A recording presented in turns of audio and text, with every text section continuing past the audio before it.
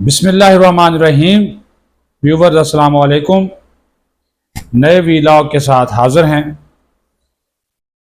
मर्दे हुर से मर्दे फुर तक फिर मौलाना फजलुर रहमान बमुकाबला अली अमीन गंडापुर पीटीआई की नई एहतजाजी तहरीक और उसका हशर नशर। जुडिशल कमीशन की तश्कील के लिए नामजदगियां स्पीकर ने कर दी। बिलावल भुट्टो हो गए आउट। नया मंजरनामा क्या बन रहा है, ताज़ा तरीन और अंदर की खबरों के साथ न्यूज़ टू यू की प्लेटफॉर्म से आपके सामने हाजिर हैं।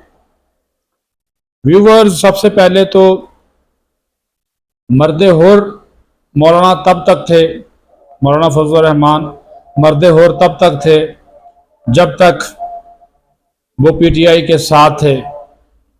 26वीं तरमीम में हुकूमत के खिलाफ थे वोटिंग से पहले तक। जैसे ही उन्होंने वोट दिया, इमरान खान ने उनको गद्दार करार दे दिया, रिपोर्ट हो चुका। और उसके बाद अली अमीन गंडापुर के बयानात भी आ गए और ये कहना शुरू कर दिया कि मौलाना फजलुर रहमान वहां जाता है जहां वो अपना सियासी फायदा देखता है। इसमें तो कोई शक नहीं।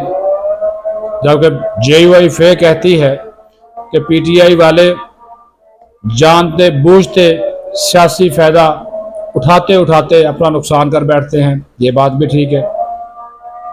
अब मौलाना के ऊपर ये एतबार करने को तैयार नहीं, मौलाना पर ये एतबार करने को तैयार नहीं है पीटीआई वाले नई एहतजाजी तहरीक के हवाले से। रात राजा साहब ने भी वीलॉग किया और उस पर उन्होंने कुछ मालूमात आपको दी, कुछ मेरे पास है। तो बात कहने की ये है कि पहले जब साथ थे तो मर्दे हुर थे मौलाना साहब।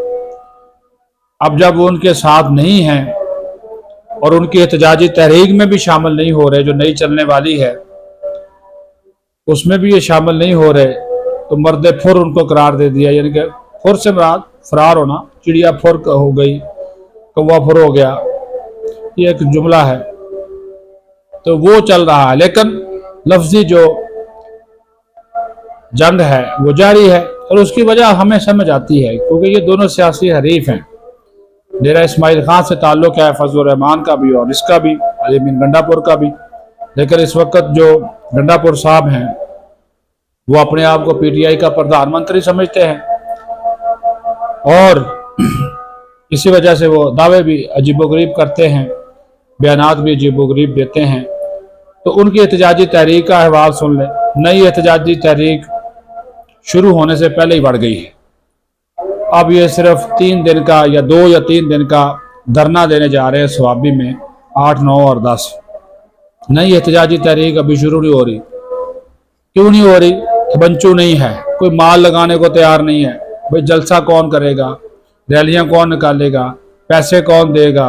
वो जो बाहर बैठे हुए ना उनसे मांग रहे हैं, वो कहते हैं कहाँ से दे भाई, हमारे पास भी नहीं है।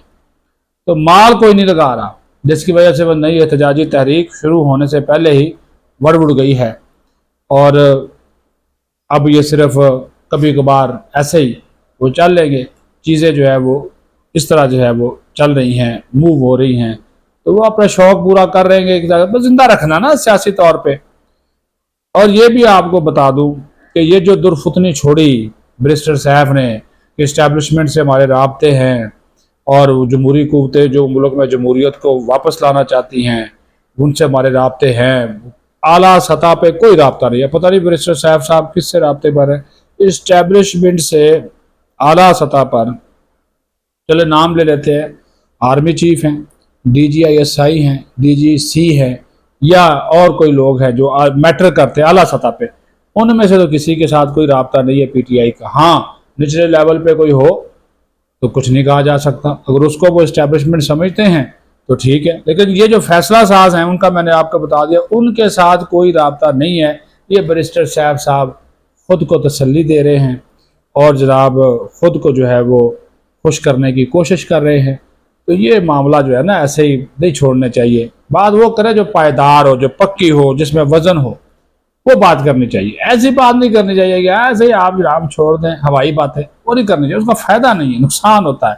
तो बैरिस्टर साहब ये आप हुकूमत की आंखों में धूल झोंक रहे, हुकूमत को पता है कि आपके ऊपर तक कोई कभी शय नहीं है, तो वो ऐसे ही आप अपने आप को खुश कर रहे हैं तो करते रहे। अब आ जाते हैं जी, स्पीकर कौमी असम्बली सरदार अयाज सादिक साहब ने आज जुडिशल कमीशन ऑफ पाकिस्तान की तश्कील के लिए जो पार्लियामेंट से 5 नाम जाने थे वो भिजवा दिए हैं। बिलावल भुट्टो साहब आउट हो गए हैं, इरफान सदीकी साहब भी आउट हो गए हैं, नए नाम आ गए हैं। अपोजिशन और हुकूमत की बराबर की नुमाइंदगी है, चारों सूबों की नुमाइंदगी है, इस्लामाबाद की भी नुमाइंदगी है। तो जनाब कौमी असम्बली से नाम गए हैं अब उमर अयूब के और शेख आफ्ताब के। शेख आफ्ताब का ताल्लुक मुस्लिम लीग नून से है, उमर अयूब अपोजिशन लीडर हैं, तहरीक इंसाफ से ताल्लुक है। सेनेट से नाम गया है सेनेटर फ़ारूक नाइक, ताल्लुक पीपल्स पार्टी से है, और शिबली फराज सेनेटर जो अपोजिशन लीडर है तो सेनेट में, उनका नाम वहाँ पे गया है जिनका ताल्लुक तहरीक इंसाफ से है। इसी तरह बलोचिस्तान से ताल्लुक़ रखने वाली एक खातून है, साबिक सेनेटर हैं रोशन खुर्शीद बरोचा, ये स्पीकर का इख्तियार था, वो इख्तियार उन्होंने इस्तेमाल किया और उनको भी जुडिशल कमीशन ऑफ पाकिस्तान का रुकन नामजद कर दिया है। तमाम 5 नामजदगियाँ मौसूल हो चुकी हैं जुडिशल कमीशन ऑफ पाकिस्तान को, और वहाँ पे अक्सरियत जो 13 रुकनी कमीशन बनेगा, अक्सरियत उसमें हुकूमत की होगी। ये मैं आपको बता दूँ, मैं कहूँगा अभी वज़ीर कानून उसके मेंबर हैं, अटॉर्नी जनरल इसके मेंबर हैं, रोशन खुर्शीद बरोचा भी उसमें चली जाएंगी, हुकूमती वोट आप इसको तसव्वुर करें। ये साबिक सेनेटर रही हैं। स्पीकर कौमी असम्बली ने अच्छा काम ये किया कि सबको नुमाइंदगी दी, हर सूबे को नुमाइंदगी दी है। जिस तरह फ़ारूक नाइक जो हैं वो आगे हैं सिंध से, शिबली फराज इस्लामाबाद से, उमर अयूब आगे खैबर पख्तूनख्वा से, और जनाब शेख आफ्ताब पंजाब से आ गए, और रोशन खुर्शीद बरोचा जो है ये आ गई है बलोचिस्तान से। तो ये नुमाइंदगी हो गई है। तो अभी 26वीं तरमीम की मंजूरी के बाद आइन का आर्टिकल 175A उसकी क्लास 2 के तहत ये स्पीकर ने नामजदगियाँ की हैं, तो ये नाम भिजवा दिए गए हैं। बिलावल भुट्टो और इरफान सदीकी के नाम कहा जा रहा था कि आ रहे हैं, वो एक फिल्डर छोड़ा गया था, उसमें किसी किस्म की कोई सदाकत नहीं है। अब थोड़ी सी बात और आपको बताऊँ, मियाँ नवाज शरीफ हैं न्यूयॉर्क में, अमेरिका में मौजूद हैं, और हैरत अंगेज़ तौर पर लगता है कि शायद वो ट्रंप के हामी हो गए हैं। वो जो सूट और टाई शाई लगा रहे हैं, लाल रंग की टाई और काला सूट, वो वही पहन रहे हैं जो कि ट्रंप पहनते हैं। तो ये एक मैसेज है, ये पता नहीं मियाँ साहब वैसे ही उन्होंने कर लिया है, ये ड्रेसिंग कर ली है, लेकिन वो काफ़ी सोशल मीडिया पे ये डिस्कस हो रहा है कि जनाब मियाँ साहब की टाई भी लाल है, सूट भी उसी तरह का पहना हुआ ट्रंप का, तो शायद ये खामोश सपोर्टर तो नहीं ट्रंप के आ गए। तो ये बात भी चल रही। लेकिन मियाँ साहब से जब वहाँ पे लोगों की गुफ्तगू हुई तो मियाँ साहब ने बड़ी मानी खेज बातें की है, वो आपको बताना है, वो बड़ी ज़बरदस्त है। उन्होंने कहा जी मेरे सीने में बड़े राज हैं, मैंने बहुत कुछ देखा, मैंने बहुत कुछ बर्दाश्त किया, मैंने बहुत से दुख सहे हैं, मैं बहुत कुछ जानता हूँ, मैं बहुत कुछ कहना चाहता हूँ। देखो वो कहते हैं ना, चुप रहने दो मलंगों को चुप रहने दो। उन्होंने कहा मुझे खामोश रहने दे, मुझे ना फफोड़े, मेरे दिल के उबार को बाहर मत निकाले। तो उन्होंने कहा जी वरना हो सकता है कि तूफान आ जाएगा। उन्होंने कहा मेरे दिल में तूफान छुपे बैठे हैं, मैं उन तूफानों को बाहर नहीं निकालना चाहता। तो उन्होंने कहा मैं इलाज कराने आया हूँ, एक दोस्त की अली अब फौत पा गई है, कोई भी दोस्त था तो उसकी फातिहा के लिए आया हूँ। तो फिर भी उनसे लोग कहने लगे आप वज़ीर आज़म क्यों नहीं बने, मुल्क में क्या चल रहा है, तरीके साहब क्या कर रही है, इमरान खान। वो उन्होंने कहा जनाब मेरे दिल में बहुत रात रहने दें। वो तो मैंने सतूर उन्होंने सबको जो है वो मैसेज मियाँ साहब ने बड़ा clear and loud and clear message जो है वो मियाँ साहब ने दिया है।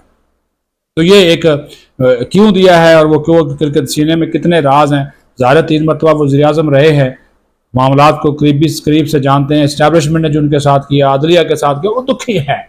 मियाँ साहब दुखी हैं, अंदर से दुखी हैं, वो दुख अपने बाहर निकाल नहीं सकते क्योंकि बेटी वज़ीर आला है, भाई जो है वो वज़ीर आज़म है, तो वो क्या कैसे निकाले, अपने ही वो मुंह पे फिर छींटे पड़ेंगे ना। अपोजिशन इस्टेब्लिशमेंट के साथ इस वक्त जनाब ऐसे पक्की बोटी फिट हुई है मरियम नवाज साहबा की भी और वज़ीर आज़म शहबाज शरीफ की भी, तो उसको कैसे करें। अदलिया के साथ भी मामला ठीक हो रहे हैं, तो इस वजह से मियाँ साहब बोलने से, जानते बहुत कुछ हैं लेकिन बोलने से जो है वो गुरेज वो जो है वो कर रहे हैं। तो ये भी एक मामला है।